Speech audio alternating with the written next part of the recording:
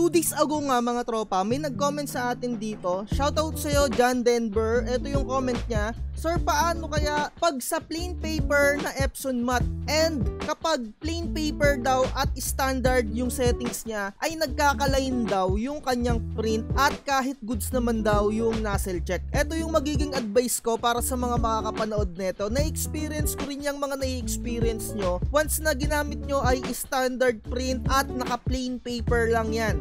Sa mga nakaka-experience noon mga tropa, mag-print kayo netong mark calibration. Ibibigay ko sa inyo to once na kayo ay subscribers ko. I-message nyo lang ako sa aking Facebook page at isend ninyo kung kayo ay subscribers ko at ibibigay ko sa inyo to. Mga tropa, kapag ka nag-print kayo neto ng nakalagay ay plain paper lang, dito sa properties, plain paper tapos standard, once na ma-print nyo to at wala kayong makitang guhit-guhit, ibig sabihin okay naman yung inyong mga printer. Pero mga tropa, ito talaga yung magiging pinaka-explanation natin na base to sa mga experience ko. Kapag ka nag-print kayo neto sa papel lang or sa bond paper lang, ay okay naman to at walang guhit-guhit. Tapos once na kayo naman ay nag-print na ng mga pictures or ng mga photos gamit yung mga photo paper nyo at nagkakaroon ng guhit-guhit mga tropa, kasi yung mga printer ninyo meron nga yung mga tinatawag na settings. So kapag ka itong printer natin ay inilagay nyo dito paper type plain paper, meaning yan, yung inyong mga printer ay ipiprint nya na as papel lang yung ginagamit mo. So ang print nya, eto papel lang to, ganito lang yung gagawin kong print. Sana nagigets ninyo, no? Kasi meron niyang kanya-kanyang settings or bigat ng pagprint or paglapat ng ink sa mga papel ninyo. So halimbawa nga, eto pinrint nyo tong photo ko na to or yung kahit na picture ninyo yung ipiprint nyo as paper type, plain paper, tapos standard quality lang, ang gagawin nga ng printer ninyo, magpiprint lang siya as if yung pinagpiprintan niya ay normal lang na papel. Once na nagpalit na nga kayo ng papel, tapos photo paper na nga ang gagawin ninyo, it's either premium glossy ang gagamitin ninyo or Epson premium semi-gloss, or eto yung pinakamaganda para sa akin, etong Epson matte. Sa mga gumagamit ng pigment ink, kapag ginamit nyo tong ultra glossy, premium glossy, hindi masyado maganda yung kapit ng ink sa inyong mga photo paper. Kaya ang ginagawa, Epson matte palagi. Ganyan yung dapat na settings ninyo. At mga tropa, bawat photo paper brand may mga kanya-kanyang karakteristik yan. So etong photo paper na nakikita ninyo dito sa video natin, eto yung photo paper double-sided glossy 200 GSM. Ipiprint ko to as standard. So minsan, to tell you honestly, nagkakaroon talaga siya ng guhit-guhit. Kasi mga tropa, hindi ganon kagandahan yung absorption ng ink ng mga ganitong photo paper. Inuulit ko, bawat photo paper may mga kanya-kanyang karakteristik yan sa pag-absorb ng ink. Kung nai-experience nyo na pangit yung output ninyo tapos ganito yung settings ninyo kagaya ng nasa screen natin, kahit na pindutin nyo pa yung high, hindi sira yung printer ninyo once na nakita nyo na merong guhit-guhit. Ang problema nyo lang doon yung gamit nyo na brand na photo paper. Minsan kasi talaga may mga brands hindi maganda yung absorption ng mga ink ng mga printer natin, lalong-lalo na kung gumagamit kayo ng mga pigment ink. Ako mga tropa, dito sa tutorial natin, original ink lang yung gamit ko. So magpiprint muna tayo ng plain paper tapos standard, and next natin na ipiprint yung ginagamit ko na settings na Epson matte tapos high. Kaya ko siya hina-high kasi minsan ang pangit talaga ng print netong naka-standard lang. Hindi nga kasi medyo maganda yung absorption netong ganitong photo paper sa mga original ink. And ang ginagawa ko minsan, gumagamit ako ng ibang brand ng photo paper which is yung RC Satin, Niasen, or yung Kuyi. Pero dito sa video natin, hindi ko na ipapakita para hindi na masyado humaba pa. Ganun lang yon. Eto nga yung ipiprint natin dito sa video na to. Eto yung pang standard tapos quality high. And next natin yung Epson matte tapos quality niya standard. At yung pinaka last ay yung Epson matte na naka-high settings. Kung gusto nyo makita yung pinaka-output neto bawat isa sa inyong mga printer, itry nyo na lang. Pero kung gusto nyo mapanood sa akin, gagawa na lang natin ng separate video Etong mga quality na to, yung mga type na ganyan, gagawan ko yan ng separate video, iisa-isahin natin para makita ninyo kung ano yung itsura ng mga settings na bawat isa dito, kahit yung mga quality niya. Okay, so eto na, magpiprint muna tayo at ilalagay ko na etong photo paper natin sa ating printer. At mga tropa, kapag ganito yung mga settings niyo, paper type, Epson matte, tapos nakalagay dito standard, tapos A4, once na nai-experience niyo yung mismatch paper, panoorin nyo din etong video na to kung saan itinuro ko kung paano nyo aayusin yung ganyang problema sa paper mismatch.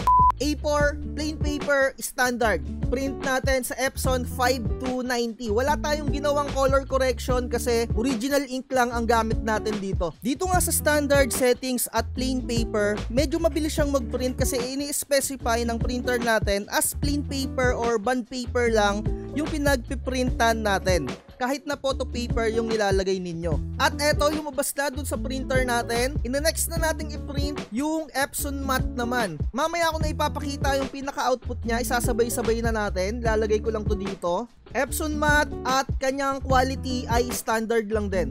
Dito naman sa matte settings or Epson matte at standard settings ng printing, medyo may experience natin na medyo babagal yung kanyang pag-print kasi ini-specify nga natin na yung printer natin ay as photo paper niya pinagpiprintan. Kahit na plain paper lang yung ginagamit ninyo or bond paper, basta once na Epson matte yung nilagay ninyong settings ay babagal kahit papano yung pag-print niya at medyo pulido yung pag-print. Papakita ko sa inyo yung output mamaya. Ayan, nakikita nyo bumabagal yung pag-print niya at mas maganda yung output niya kung ikukumpara mo sa plain paper.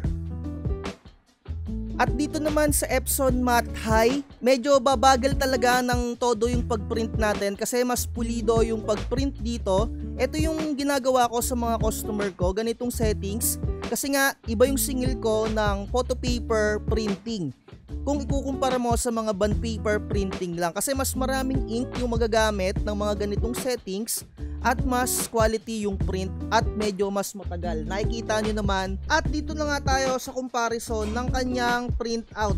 At kung naaalala nyo, ito yung pinakataas natin, plain paper standard settings.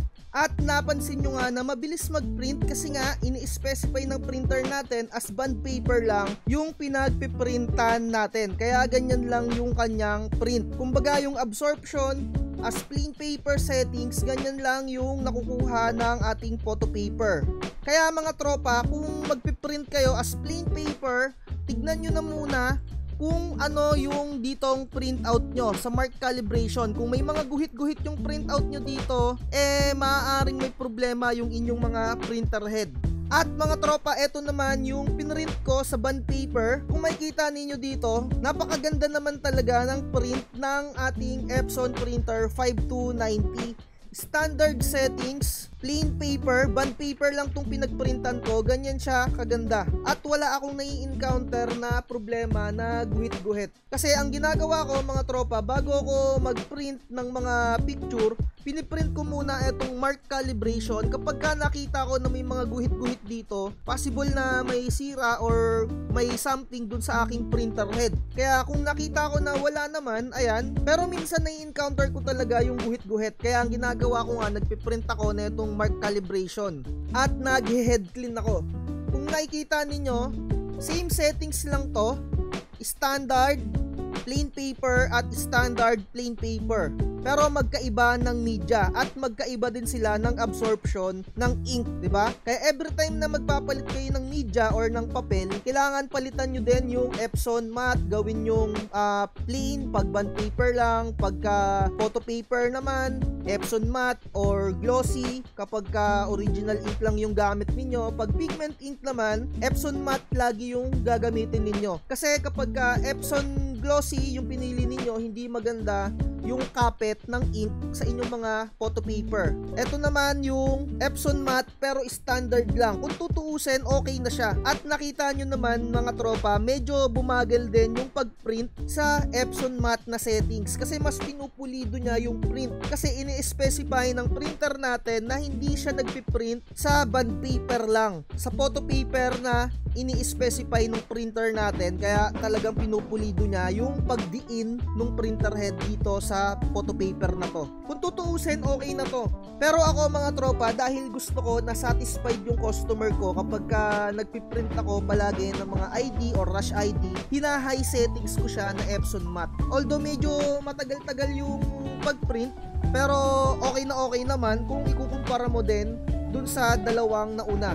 Ayan, eto yung Epson na high quality. Minsan na-experience ko din talaga etong shark tip na to. Talagang may experience mo yan kapag hina-high settings mo. Pero hindi naman masyado noticeable na yan. Okay lang yan. Kasi kapag high settings, medyo diin na diin talaga yung inyong printer head dito sa mga bond paper, kaya may experience nyo yan. Pero kung mga vinyl, hindi ko na-experience yan kahit hina-high settings ko yan. Pero pag mga standard, wala kayong may experience na roller marks.